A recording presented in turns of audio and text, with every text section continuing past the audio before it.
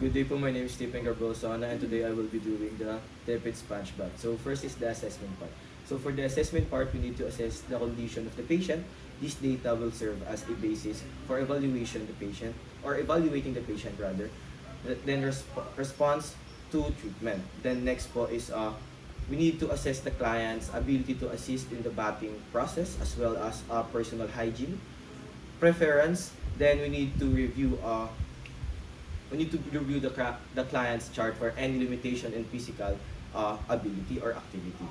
Then next is we need to remind the patient to call for assistance when getting up, and conditioning the evaluating temperature and sponge bath could weaken the patient.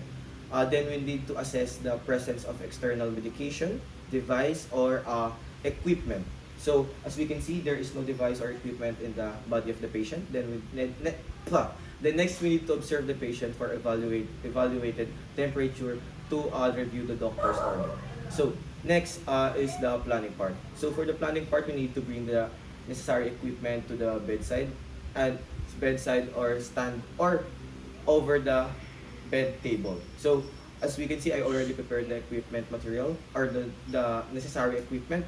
Then next we need to use be administered for at least 30 minutes to be effective. Then next is we need to constant monitoring of the patient body temperature is essential that is not drop below the normal temperature. So next is we need to maintain a level of privacy throughout the procedure. So as you can see, we are at the home base, so it's already the patient already has a privacy. Then next is we need to adjust the patient bed on a certain height that is accessible for working. This is beneficial for the nurse to protect her from straining. Implementation her back. Then next is the implementation.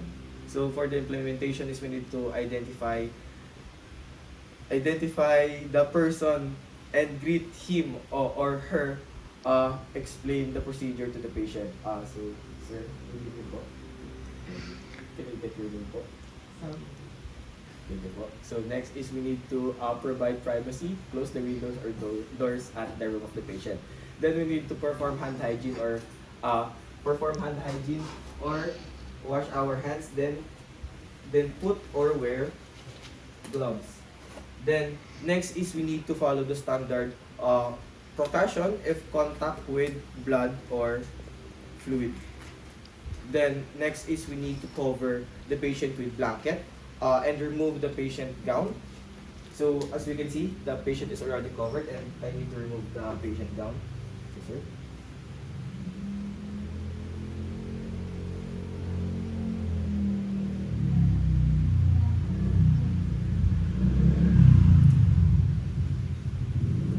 So next is we need to place the rubber sheet or bed protector.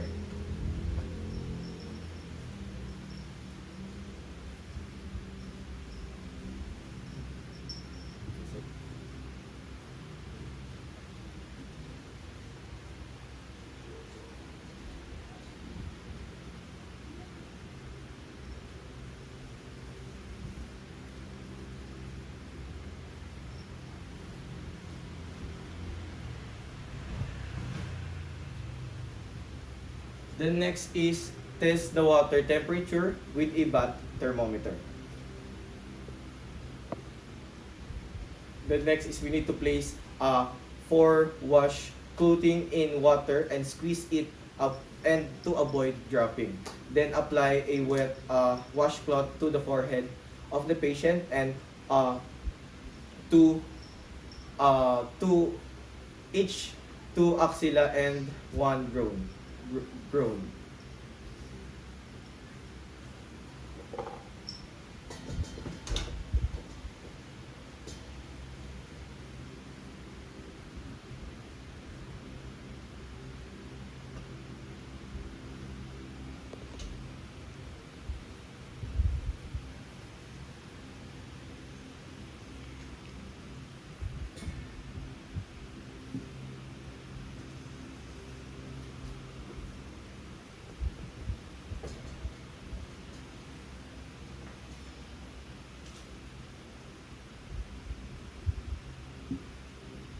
So next is we need to do this for at least 20 to 30 minutes and repeat it if necessary.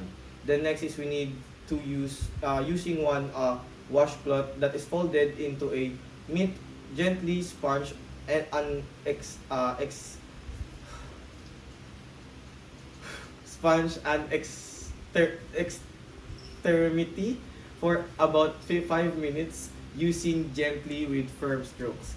Then proceed with the back and buttocks around for about 5 to 10 minutes and avoid abdomen and chest are usually not included.